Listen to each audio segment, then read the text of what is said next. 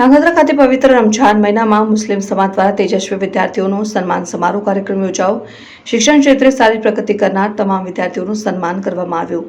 સુરેન્દ્રનગર જિલ્લાના ધાંગધ્રા શહેરના મુસ્લિમ સમાજના મહિલા આગેવાન અનિશાબેન ચૌહાણ દ્વારા પવિત્ર રમઝાન મહિનામાં મોહમ્મદ પૈગંબર સાહેબના ઇકરા એટલે કે જ્ઞાન અને શિક્ષણના અર્થને મુસ્લિમ સમાજની દીકરીઓ અને દીકરાઓમાં ઘર ઘર સુધી પહોંચાડવાની નેમ સાથે મુસ્લિમ સમાજની તેજસ્વી વિદ્યાર્થીનીઓના સન્માનનો કાર્યક્રમ યોજાયો। આ સન્માન સમારોહ કાર્યક્રમમાં શિક્ષણ ક્ષેત્રે વિવિધ ફેકલ્ટીમાં પ્રગતિ કરનાર તમામ વિદ્યાર્થી ભાઈઓ અને બહેનોનું સન્માન કરાયું હતું। મુસ્લિમ સમાજના આગેવાનો હુસેનભાઈ મંડલી, ઇદ્રીશભાઈ બેલી, મહેબૂબભાઈ જુણેજા, વસીમભાઈ સૈયદ, નવાઝભાઈ, અનિશાબેન ચૌહાણ સહિત આગેવાનોએ ભારે જહેમત ઉઠાવી હતી ને શિક્ષણ ક્ષેત્રે BSc micro biology, BSc home science અને આરોગ્ય ક્ષેત્રે તબીબીની પદવી મેળવનાર તમામ દીકરા દીકરીઓનું મોમેન્ટો આપી સન્માન કરવામાં આવ્યું હતું।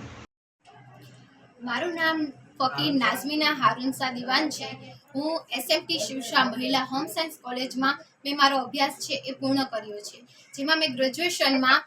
સૌરાષ્ટ્ર યુનિવર્સિટીમાંથી પ્રથમ રેન્ક લાવી છું અને 4 માર્ચ 2025ના રોજ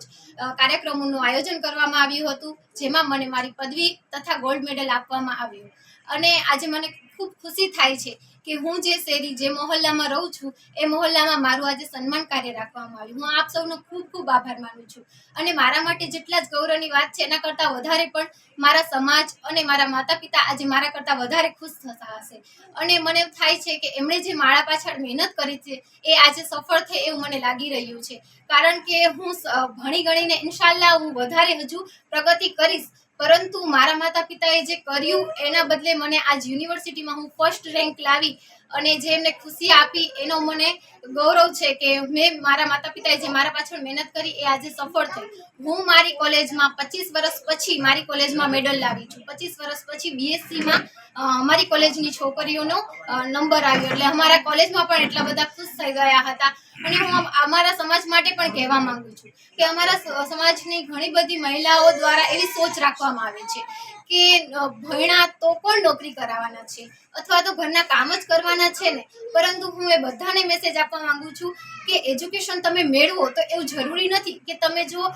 નોકરી મેળવો, સારી એવી પદવી મેળવો, સારા એવા પદે રહો તો જ તે સફળ છે, પરંતુ તમે એજ્યુકેશન દ્વારા તમારા સમાજ, તમારા ઘર અને તમે બીજી કોઈ નોકરી કરો કે ન કરો, એક દીકરી તરીકે, એક વહુ તરીકે તમારી ફરજ બજવવાની જ હોય છે, તો તમે એજ્યુકેશન દ્વારા એને વધુ સારી રીતે કરી શકો। એટલે આજે મને એવું થયું કે હું સફળ થઈ છું અને તમારા સૌનો ખૂબ ખૂબ આભાર માનું છું કે આ કાર્યક્રમનું તમે આયોજન કર્યું, જેથી હું ભલે બીજી સફળ થઉં કે ન થઉં, પરંતુ અમારી સમાજની છોકરીઓ મારાથી કદાચ 5 પણ ઇન્સ્પાયર થઈ જશે અને એમને પ્રોત્સાહન થશે તો મારું ભણેલું આજે લેખે લાગી ગયું એવું મને લાગી રહ્યું છે। Thank you so much.